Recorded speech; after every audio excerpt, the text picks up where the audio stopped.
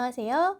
보면 볼수록 매우 건강해지는 볼메의사입니다. 오늘도 건강정보 함께 나눠보려고 하는데요. 오늘은 비만 치료에 대한 주제를 한번 이야기 드려보려고 해요. 항상 건강한 다이어트, 이제 막 우리가 막 이렇게 다이어트 하고 나서도 그냥 막 염증에 시달리고 막 기력 없고 막 아프고 이런 다이어트 말고 좀 건강하게, 그리고 또 요요 오지 않게 하는 다이어트에 대해서 얘기들을 많이 하는데, 그럼 어떻게 빼야지 그렇게 좋은 다이어트를, 건강한 다이어트를 할 수 있을까요? 그리고 나는 대체 왜 지금 살이 찌고 있는가? 엄청 많이 먹지도 않는데. 그런 부분에 대해서 얘기를 좀 해볼까 해요. 저는 진짜 안 먹거든요. 그래서 식단을 막 적어와 보시라고 해요. 그럼 음식 일기라고 해서 저희 이렇게 종이로 적어 오시기도 하고, 저희가 이제 어플 같은 거를 통해서 이제 사진을 찍어 가지고 몇 칼로리 정도 나온다, 얼마나 균형 있게 먹었는지, 탄수화물, 단백질, 지방을 이제 골고루 먹었는지, 그래서 이제 고단백, 저탄수화물 뭐 다이어트를 하기도 하고, 뭐 간헐적 단식 다이어트를 하기도 하고 막 이렇게 하시는데, 근데 그거를 보면 진짜 먹은 게 없어요. 오히려 단백질은 조금 더 드셔야 될 것 같은데요? 막 이렇게 이제 의논을 해야 되는 상황도 있거든요. 그런데도 살이 찌는 거죠. 첫 번째는 그게 다 살이 아닌 경우가 있어요. 살찐 줄 알았는데 알고 보니까 살이 아니고 지방이 아니고, 나 기초대사량이 너무 낮고 근육이 없고, 이런 사람들의 경우는 살이 조금 더 쉽게 찌고요. 그리고 두 번째로는 부종인 경우가 있어요. 알고 보니 부은 거였어. 살이 아니었어. 진짜 물 별로 안 먹었는데요. 진짜 다리에 눌러보면 부종 없는데? 근데 저 부종 진짜 맞아요? 네, 그런 경우도 있어요. 제일 중요한 거 휴식, 그 다음에 짜게 안 드시는 거. 아이러니하게도 물을 낮에 좀 충분하게 드셔주시고 또 잘 배설해 주시고, 여기에서 시스템이 잘 돌게 되면 또 괜찮아요. 또 다른 분이 질문 주셨는데 정말 안 짜게 먹는데요. 운동도 많이 한대요. 근데 지금 한 달째 계속 부종이고, 아침에 일만 일어나면 눈이 안 떠지고, 이제 사진 찍은 걸 보면 진짜 눈이 많이 부어 있고 다리도 부어 있고. 근데 일부분만 그런 거예요. 뭐 다른 데는 또 괜찮아요. 그게 딱 전형적인 국소 부종인데, 이런 게 있으신 경우에는 갑상선 질환도 한번 생각을 해봐야 돼요. 이런 부종에 의해서 의심되어서 검사를 하는 경우에는 이제 건강보험 급여도 적용이 되거든요. 갑상선 기능검사, 신장 기능검사 정도는 해보는 것 추천드리고요. 혹시 하나 더 한다고 하면, 좀 걱정이 되신다 하면 뭐 소변 검사해서 뭐 단백뇨 같은 것이 없는지 확인해 보는 것도 좋겠습니다. 정말 안 먹는데도 몸무게는 계속 는다 이러면 이제 뭐 그런 소화장애 혹은 이제 변비와 같은 이제 문제가 없는지, 또 과민성 대장 증후군 없는지 한번 이제 그런 쪽도 체크를 한번 해보실 필요가 있겠고, 이제 또 마지막으로는 유전적인 문제나 또 혹은 이제 정신건강의학과적, 신경과적 문제로 흔히 거식증이라고 이제 알고 계신데, 사실은 이제 못 먹는 것뿐만 아니라 자꾸 먹고 이제 그 음식물을 자꾸 섭취한 것을 또 이제 거부하는 이제 그런 것 때문에 음식 식사 장애라고 하거든요. 신경성 폭식증과 같은 이제 먹고 토하고 하게 되는 거를 이제 자기 의지랑 상관없이 이제 반복하게 되는 이제 그런 질환들을 가진 분들 중에서도 이제 폭식이 왔을 때 엄청 이제 쪘다가 또 갑자기 빠지고 막 계속 이게 반복되시는 경우들도 있고, 기분이 좀 저하되는 식욕이, 배가 고파서 먹는 게 있고요.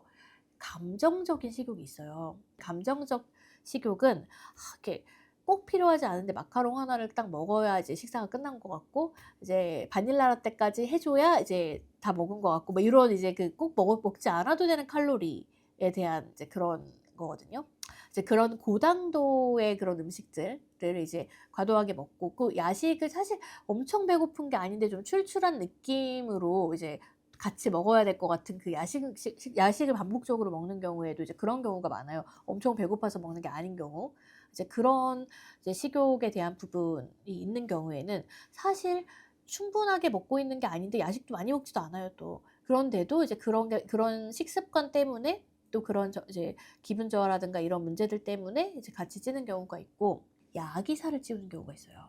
약이 살이 빠지게 하는 경우도 있죠. 특히 정신건강의학과나 신경과 약들 중에서 상당수가 식욕과 관련된 이상 반응이 있거든요. 그래서 이제 기분을 조절하는 약들 중에서 일부가 이제 체중을 감량시키고, 일부는 체중을 늘리고, 이제 일부는 중립적인 위치를 취해요. 선생님 저 살이 자꾸 쪄요.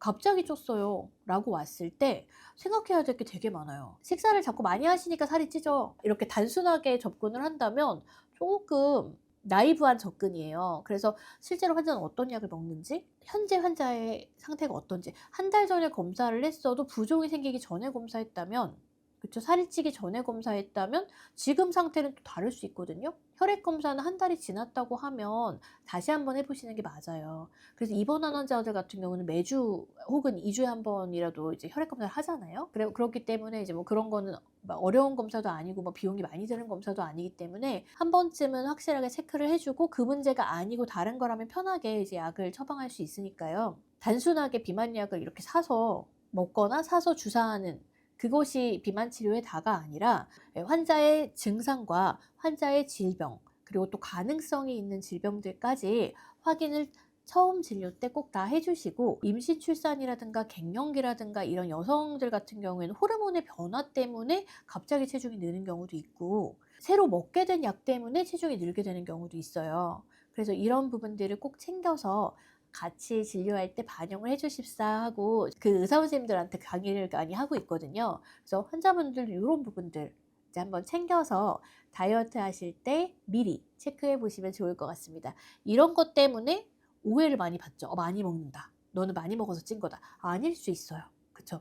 억울하게. 그쵸. 물만 먹어도 살찌고 있는데 나는 억울하게 이런 말을 들을 수 있습니다. 이제 그런 부분들에 대해서 건강한 다이어트를 하실 분들 그리고 체중을 줄이고 싶은데 '아 나는 더 운동하고 더 식사를 줄일 수가 없다. 어떻게 해야 될까?' 고민되시는 분들은 이런 부분들을 체크해서 비만 전문의와 상담하여서 치료를 받으시면 좋을 것 같습니다.